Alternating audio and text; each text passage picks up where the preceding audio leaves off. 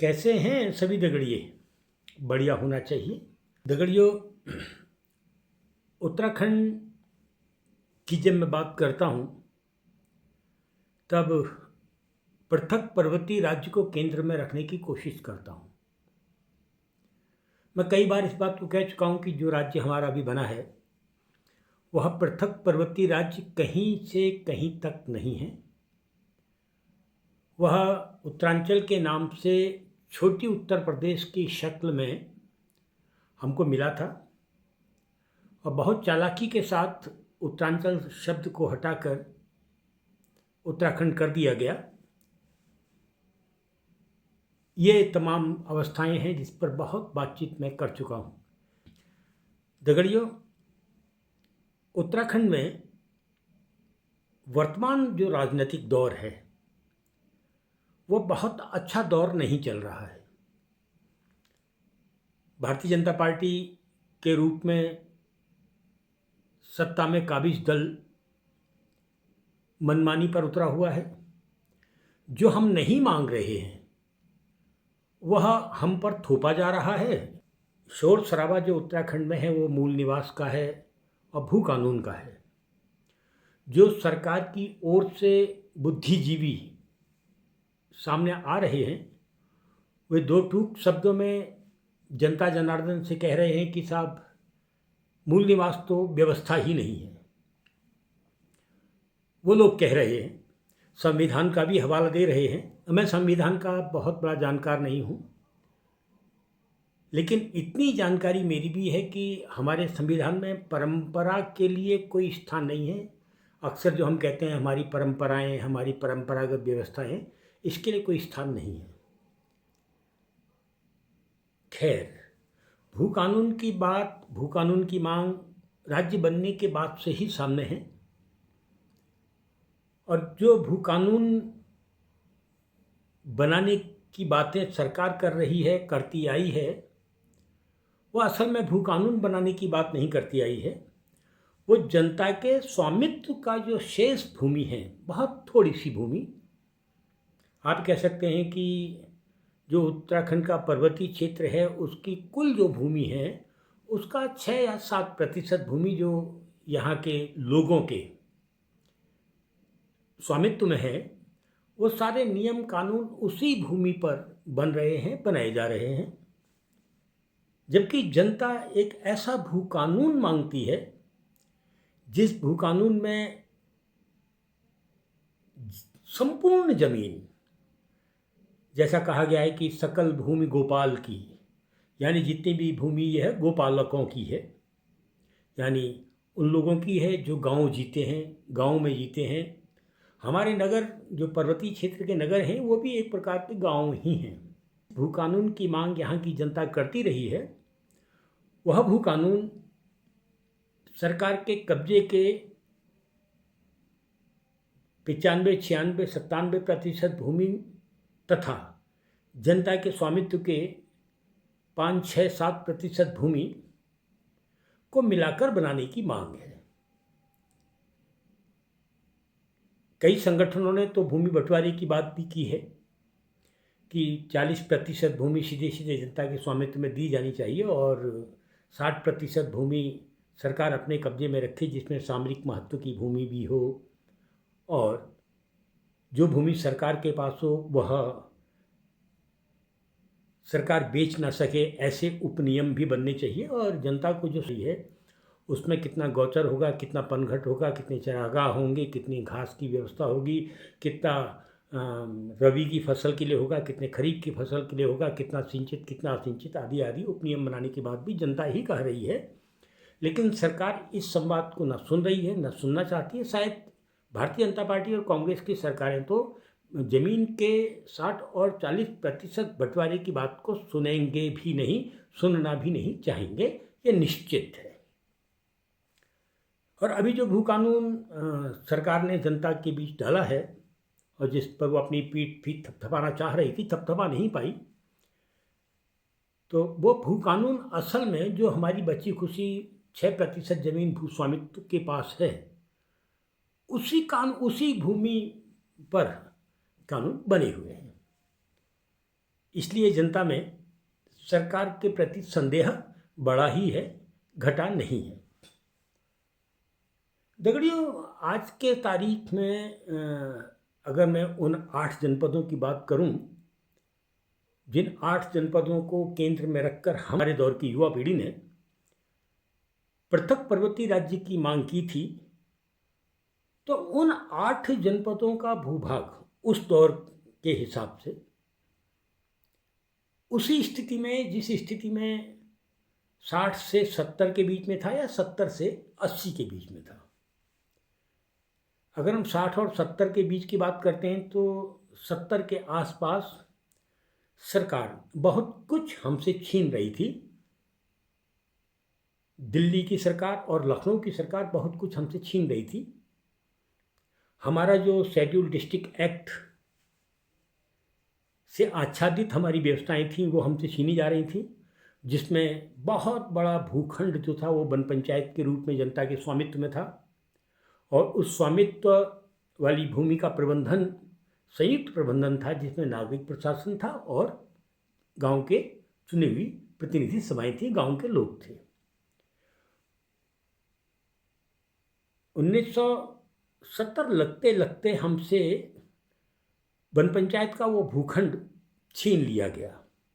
क्यों 1930 में जब वन पंचायत बनी थी, यह वन पंचायत के नाम पर बहुत बड़े भूखंड में वनों का स्वामित्व हमको प्राप्त हुआ था। वो जो स्वामित्व था उसके लिए जो पहली नियमावली तब के राज्यपाल ने बनाकर सार्वजनिक की थी, वह शेड्यूल डिस्ट्रिक्ट एक्ट 1878 सेक्शन 6 से सख्ती लेकर बनाई गई थी। 1994 में जो मैंने किताब लिखी थी वन पंचायत, उस वन पंचायत में वह नियमावली छपी हुई है। खैर दगड़ियों, सिर्फ इतना ही हमसे नहीं छीना गया था, वही वो समय भी है जब हेल्थ सर्टिफिकेट की व्यवस्था भी हमसे छीनी गई थी। ये भी 60 और 70 के बीच में, 70 के आसपास का ही विवरण यहाँ आएगा, जब हेल्थ सर्टिफिकेट भी हमसे छीना गया था। हेल्थ सर्टिफिकेट के नाम पर हमें फौज में थोड़ी सी भर्ती में लंबाई की छूट मिल जाती थी, या डिग्री कॉलेजों में या फिर इंजीनियरिंग में, मेडिकल में हमें थोड़ी छूट मिल जाया करती थी प्रवेश की। वो भी हमसे छीनने का प्रयास उसी दौर में हुआ। वनों में और कठोर कानून बनाकर वर्गीकरण वनों का करना, प्रथम श्रेणी वनों के कानूनों को और कठोर करना, द्वितीय तृतीय श्रेणी के वनों के कानूनों को और कठोर करना, जनता के स्वामित्व की जो भूमि थी उसके वर्गीकरण को और ज़्यादा कठोर करना, ये भी उसी दौर में दिल्ली और लखनऊ कर रहा था। और यही जो किया जा रहा था सरकारों की ओर से, उसके प्रति उत्तर में 70 से 80 के बीच में जब हम जाते हैं तो हमें एक बहुत बड़ा वन आंदोलन मिलता है, बहुत बड़ा वन आंदोलन। उस वन आंदोलन की बहुत सारी घटनाएं हैं, जिसमें जनता के सामने सिर्फ एक ही घटना को परोसा जाता है, जो रेणुई गांव में एक दो घंटे तक घटी थी। और उस घटना को चिपको के नाम से बहुत बड़ा स्थान मीडिया में दिया गया, राजनीति में दिया गया। लेकिन जो अन्य घटनाएं थी, जैसे नैनीताल में नैनीताल क्लब कांड की बात भी करते हैं, लेकिन नैनीताल क्लब कांड जिसके बाद से अब तक कभी कोई ठेके उत्तराखंड में नहीं हुए, उस कांड का जिक्र ना सरकार करती है, ना ये पर्यावरणविद करते हैं। लेकिन चिपको के साथ चिपके रहने में सरकार भी अपना हित देखती है, और पर्यावरणविद, पर्यावरण फंडा फॉर फंड पब्लिसिटी सेमिनार का अगर कोई बड़ा प्लेटफॉर्म उत्तराखंड के अंदर बना हुआ है या बना रहा है तो चिपको शब्द ही रहा है। खैर, आज की तारीख में जिस स्थिति में हम लोग जी रहे हैं, जिस स्थिति को हम लोग झेल और ठेल रहे हैं, वो 60 से 70 और 70 से 80 के बीच का दौर ही जैसा बन गया है। 60 से 70, 70 से 80, ये 20 साल की ओर जब आप पलट कर देखेंगे तो एक तारीख 70 से 80 के बीच में आपको बहुत से जन आंदोलन दिखाई देंगे, गांव क्षेत्र के आंदोलन दिखाई देंगे। जंगलात का आंदोलन जो स्वतंत्रता संग्राम में था, वह के रूप में 70 से 80 के बीच में पूरे पहाड़ में दिखता है, जिसका जिक्र इतिहासकार भी नहीं करते हैं, पर्यावरणविद भी नहीं करते हैं, सरकार नहीं चाहती किया जाए, लेकिन वो हुआ था, सबूत हैं, साक्ष्य हैं, उनको कोई छुपा नहीं सकता। 80 से थोड़ा सा आगे की ओर जो हम निकलते हैं या 80 के आसपास देखते हैं तो 1978 में जब पर्वतीय क्षेत्र के लोगों ने पृथक पर्वतीय राज्य के नारे को दिया और लोग तेजी से उस नारे के साथ जुड़ने लगे, तो इसका कारण भी यही था कि लोग समझ रहे थे कि वन आंदोलन के नाम पर कुछ शब्दों को आगे करके हमको ठग दिया गया है। जंगलात का जो आंदोलन स्वतंत्रता संग्राम के दौर में था वो स्वामित्व की बहाली को लेकर था, जंगलों में जनता के जो स्वामित्व था उसकी बहाली को लेकर था। और 70 से 80 के बीच में जो वन आंदोलन उत्तराखंड के अंदर चलाए, जिसको चिपको शब्द के साथ सरकारों ने झपटा, हड़पा और छीना, वह आंदोलन भी जंगलों में 1868 यानी ईस्ट इंडिया कंपनी के प्रवेश से पूर्व की तरह स्वामित्व बहाली का ही आंदोलन था। हम तिलाड़ी कांड की बात इस समय इस चर्चा के बीच में जरूर कर लेनी चाहिए कि टिहरी का जो तिलाड़ी कांड था, जिसमें वहाँ के राजा ने बर्बरता से अपने ही लोगों की हत्या इसलिए कर दी क्योंकि वो वैश्विक वन कानूनों की तरह अपने यहाँ वनों का प्रबंधन नहीं चाहते थे। और इतिहास में अगर हम एक आध इतिहास में जब हम पलट कर देखते हैं तो एक आध कहानी, एक आध उपन्यास से अलग तिलाड़ी कांड हमको नहीं ही मिलता है। और ना ही हम लोग इतना साहस बटोर पाते हैं कि तिलाड़ी कांड के दिन उस स्थान पर जाकर जहाँ हमारे पूर्वजों को मार दिया गया था, दो शब्द बोल सकें। खैर, इस पर भी बात में दगड़ियों 70 से 80 फिर 80 से 90 के बीच में जब हम उतरते हैं तो पहाड़ में हमको नशा नहीं, रोजगार चाहिए, जीने का अधिकार चाहिए का एक आंदोलन दिखाई देता है। और इस आंदोलन को बहुत चालाकी के साथ उन्हीं लोगों ने जो वन आंदोलन को चिपको शब्द के साथ जोड़कर सरकार की झोली में डाल देते हैं, वैसे ही लोग उसी प्रकार के कुर्ते और पजामे पहनने वाले लोग, अब उसमें कुछ जीन्स की पैंट के ऊपर खद्दर का कुर्ता पहने हुए लोग भी आ गए थे, क्योंकि एनजीओ धीरे धीरे पहाड़ में स्थापित होने लगा था। तो वैसे लोगों ने नशा नहीं, रोजगार चाहिए, जीने का अधिकार चाहिए जैसे बहुत महत्वपूर्ण आंदोलन को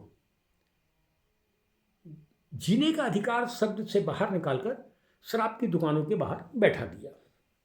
अब आप समझ सकते हैं कि जो आंदोलन रोजगार के लिए था, सरकार को चुनौती दे रहा था, हमको नशेड़ी मत बनाओ, नशा देकर हमारा जीवन बर्बाद मत करो, उत्तराखंड की जवानी को तहस नहस मत करो, हमें रोजगार दो।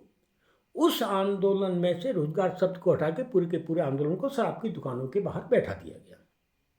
और जैसे ही ये आंदोलन शराब की दुकानों के बाहर बैठे, वैसे ही आंदोलन को लेकर जो चुनौती सरकार को जा रही थी, वो चुनौती सरकार से हटकर शराब के दुकानदार की ओर बढ़ गई। और शराब के दुकानदार की सुरक्षा के लिए, संरक्षण के लिए सरकार मौजूद थी ही।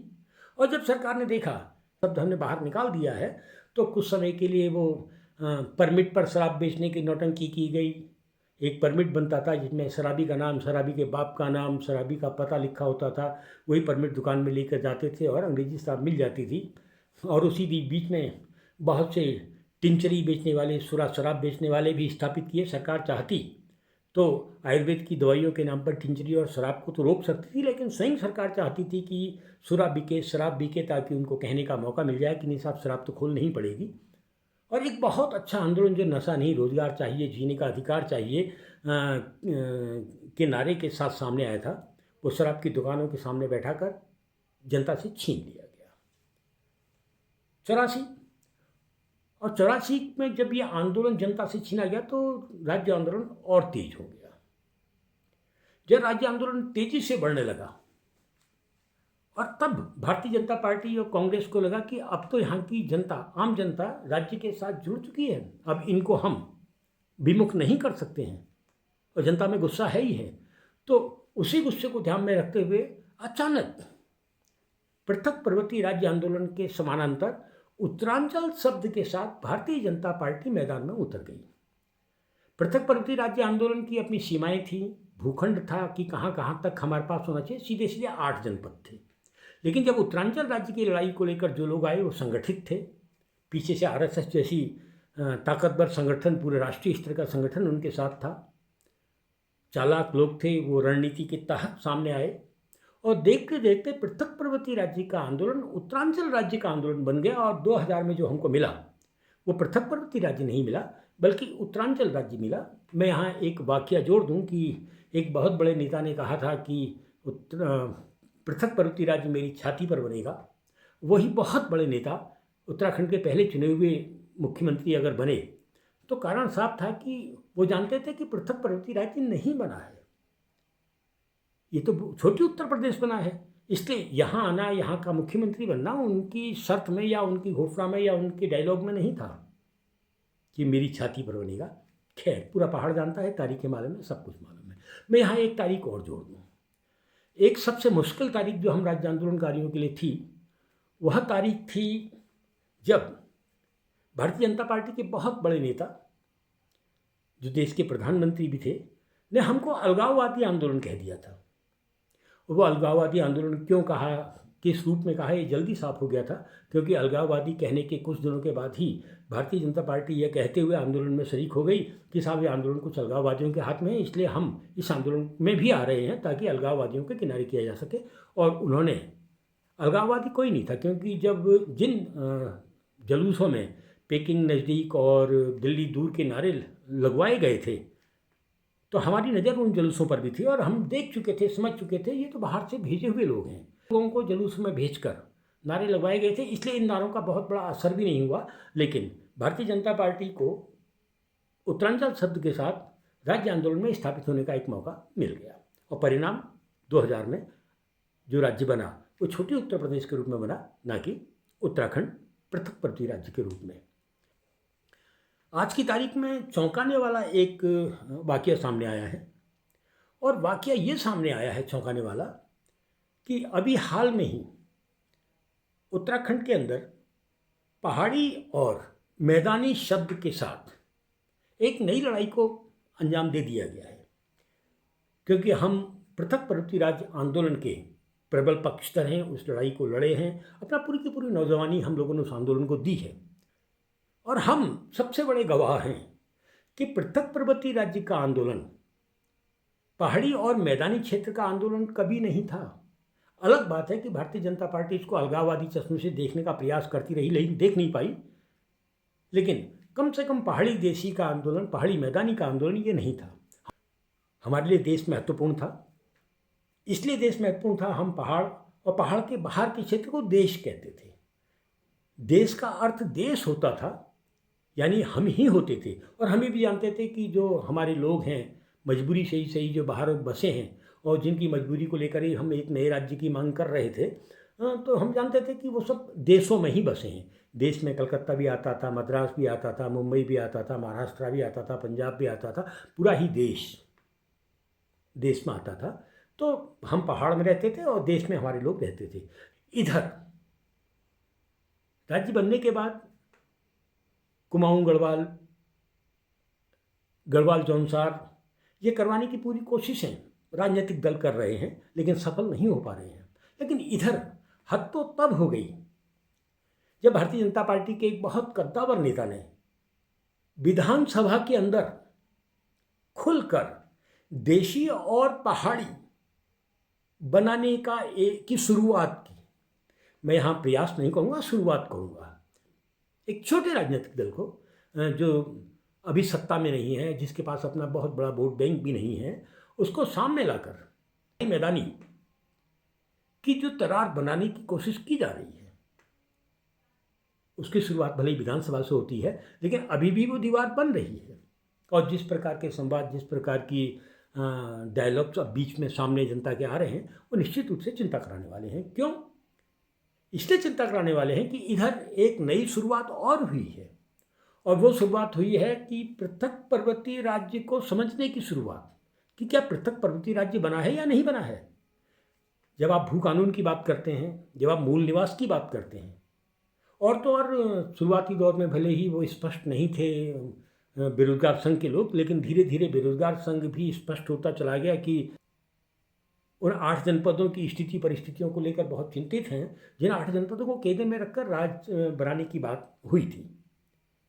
तो ये जो मुद्दे हैं अभी जो उठ रहे हैं, वो किसी ना किसी रूप में फिर से पृथक पर्वतीय राज्य की लड़ाई को पुनर्जीवित करते हुए दिखाई दे रहे हैं, क्योंकि जो राज्य बना ही नहीं उसको तो पुनर्जीवित, उस लड़ाई को तो पुनर्जीवित होना ही है।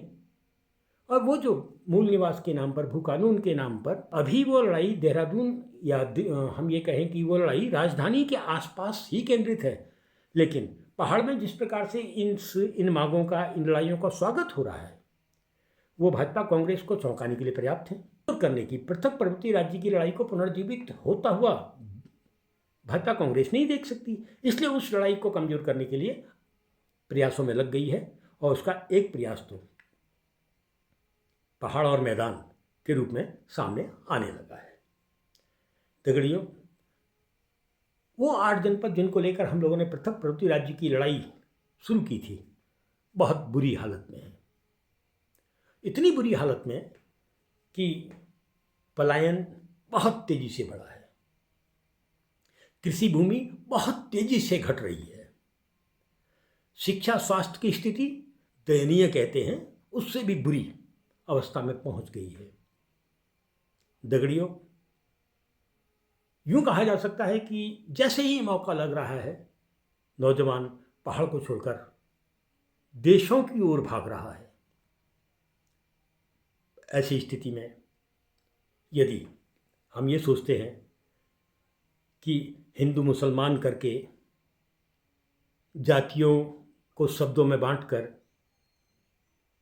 मैदानी पहाड़ी करके पहाड़ को मना लेंगे, समझा लेंगे, तो ये हमें स्वयं चिंता होनी चाहिए कि आखिर हमें मनाने और समझाने का प्रयास जिन हथकंडों से किया जा रहा है, वो हथकंडे हमारे विकास के लिए हैं या राजनीतिक दलों को मजबूत करने के लिए, उनके स्थायित्व के लिए हैं। ये हमें ही सोचना होगा दगड़ियों, हमें ही सोचना होगा।